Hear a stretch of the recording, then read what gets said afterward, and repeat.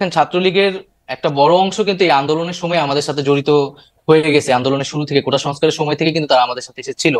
এবং ছাত্রলীগের আসলে খুব কম একটা অংশ যারা আসলে চিহ্নিত সন্ত্রাসী, যারা আসলে বেশিরভাগই যারা অছাত্র অথবা সন্ত্রাসী কার্যক্রম করেছে ক্যাম্পাসগুলোতে, হলগুলোতে, তারাই কিন্তু আজকে ভয়ে ক্যাম্পাসগুলোতে আসতে পারছে না, কারণ তারা তাদের আসলে কোনো নৈতিক জায়গা থেকেও তারা শিক্ষার্থীর সামনে দাঁড়াতে পারছে না। তো সেক্ষেত্রে বিশ্ববিদ্যালয় প্রশাসন ব্যবস্থা নিবে। আমরা একটা রিকনসিলিয়েশন প্রজেক্ট অবশ্যই চাই। যারা চিহ্নিত, যাদের বিরুদ্ধে সুস্পষ্ট অভিযোগ রয়েছে, তাদের বিরুদ্ধে প্রশাসনিক এবং আইনগত ব্যবস্থা যাতে নেওয়া হয়। এবং এছাড়া যারা নিরপরাধ বা নীরব ভূমিকা পালন করছে, তারা তাদের শিক্ষা জীবন শেষ করতে পারবে। এই বিষয়ে আমরা বিশ্ববিদ্যালয় প্রশাসনের সাথে কথা বলেছি। ওকে, মানে অনেকে এরকম একটা বলছেন যে যারা আসলে ক্রিমিনাল অ্যাক্টিভিটির সাথে জড়িত ছিলেন তাদের বিরুদ্ধে তো মামলা, তারপর আইনি কার্যক্রমগুলি হতেই পারে, কিন্তু শুধুমাত্র আরেকটি দল সমর্থন করার জন্য তাদের বিরুদ্ধে যাতে কোনো মানে ব্যবস্থা না নেওয়া হয় সে ব্যাপারে নিশ্চয়ই আপনারা দেখছেন, মানে ব্যাপারটা যাতে আইন নিজের হাতে হ্যাঁ, না না তুলে নিয়ে সেটি যেন নাহিদ। খালেদ ভাই, আমি জাস্ট একটা কথা বলতেছি জি। যে আমরা কিন্তু আর আগের পরিস্থিতিতে নাই যে অমুক দল সমর্থন করে। এটা কিন্তু ছাত্রদল শিবিরের মতো বিষয় না হুম। যে ছাত্রদল করে দেখে তাকে ক্যাম্পাসে ঢুকতে দেওয়া না, এখন ছাত্রলীগ করে বলে তাকে ক্যাম্পাসে ঢুকতে দেওয়া হবে না। হুম।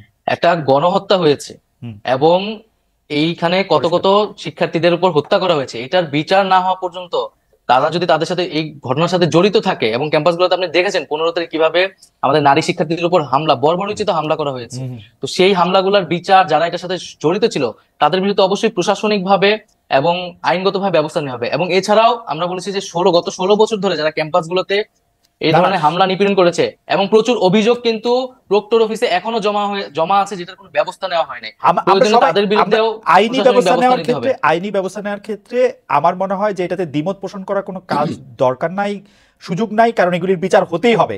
ছাত্রলীগ গত 16 বছরে যত কিছু ছাত্র মানে ছাত্র ছাত্রী নির্বিশেষে যে যে যে যে নিপীড়ন চালিয়েছে তার বিচার আসলে অবশ্যই হতে হবে।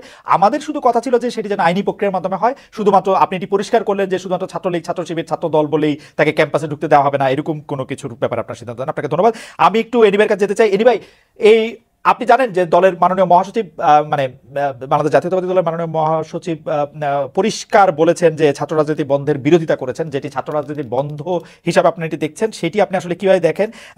বৈষম্য বিরোধী ছাত্র আন্দোলনের যে স্পিরিট ছিল, যে দলীয় লেজুর যারা করছেন সেই সব থেকে ছাত্র রাজনীতিকে মুক্ত করা, তার সাথে আপনি স্পিরিটের দিক দিয়ে একমত কিনা? দুই হচ্ছে, আপনারা যখন ঢাকা বিশ্ববিদ্যালয়ের নেতৃত্বে, ছাত্র রাজনীতির নেতৃত্বে দিচ্ছেন, আপনি আসলে আমারও নেতা ছিলেন, কারণ আপনি ঢাকা বিশ্ববিদ্যালয়ের ছাত্র তখন আপনার সংগঠন থেকে আপনি সবচেয়ে বড় পজিশনে আপনি ছিলেন, সেই হিসাবে আমাদের সবার সাথেই আপনাদের দেখা হয়েছে। তখন আপনারা ছাত্র শিবির ও ছাত্র সমাজের কার্যক্রম আপনারা ঢাকা বিশ্ববিদ্যালয়ে করতে দেন নাই, আপনারা বন্ধ করেছেন। এখন যে ঢাকা বিশ্ববিদ্যালয়ের ছাত্র শিবিরের যে নেতাদের নামই বলা যায়, সবার আগে জেনেছেন, সবার আগে বসেছেন নবনিযুক্ত ভিসি, তাদের সাথে কথা বলছেন, তো সেটাকে আপনারা আসলে কিভাবে দেখেন? দুটি প্রশ্ন। একটি প্রশ্ন হচ্ছে যে বৈষম্য বিরোধী ছাত্র আন্দোলনের যে স্পিরিট ছাত্র রাজনীতি সম্পর্কে, তার থেকে আপনার স্পিরিট আলাদা কিনা? দুই হচ্ছে, শিবির আর ছাত্র সমাজ প্রকাশ্যে এসে সভাপতি ভিসিদের বৈঠক করা, সেটিকে আপনারা কিভাবে দেখছেন? দেখুন, আমি অ্যাডভাইজার নাহিদের কথাগুলোকে আমি একটু আগে যেটা উনি বলছেন ওগুলোকে আমি সমর্থন করেই বলছি। যারা হত্যা, সন্ত্রাস, রাহাজানির সঙ্গে জড়িত ছিল আইন অনুযায়ী তাদের বিচার হবে। আর যারা বিভিন্ন বিশ্ববিদ্যালয়ে ভাইস চ্যান্সেলর হিসাবে ছিলেন, এই ভাইস চ্যান্সেলর হিসাবে কিন্তু একটা অবৈধ সরকারের অবৈধ নিয়োগ ছিল। সুতরাং তাদেরকে এখানে নিয়ে আসা এটা আমাদের দায়িত্বের মধ্যে পড়ে না। আর আইন অনুযায়ী যাদের বিচার হবে, বিচারের প্রক্রিয়ায় তাদেরকে সেখানে মোকাবিলা করতে হবে। আর সাধারণ ছাত্ররা ঢাকা বিশ্ববিদ্যালয়ে বলেন আর বিভিন্ন শিক্ষা প্রতিষ্ঠান বলেন, তারা তাদের উন্মুক্ত ছাত্র রাজনীতি থাকাটাই উচিত। কারণ ছাত্র রাজনীতি যদি না থাকে তাহলে দুর্বৃত্তায়ন কিন্তু বেড়ে যাবে, এটা সন্ত্রাস, অত্যাচার, নির্যাতনের মাত্রাও বেড়ে যাবে। তবে আমরা যারা লেজুর ভিত্তিক ছাত্র রাজনীতির কথা বলার চেষ্টা করছি, আসলে লেজুর ভিত্তিক ছাত্র রাজনীতিকে আমরা ওন করি না। আমরা বাংলাদেশ জাতীয়তাবাদী দল, আমাদের একটা সহযোগী ছাত্র সংগঠন আছে, ঠিক অন্যান্য দলেরও সহযোগী বা অঙ্গ সংগঠন আছে। তারা তাদের রাজনীতি অবশ্যই করা উচিত, ছাত্র রাজনীতির ভাবমূর্তি রক্ষা করে ছাত্র রাজনীতি করতে হবে। হ্যাঁ, এখানে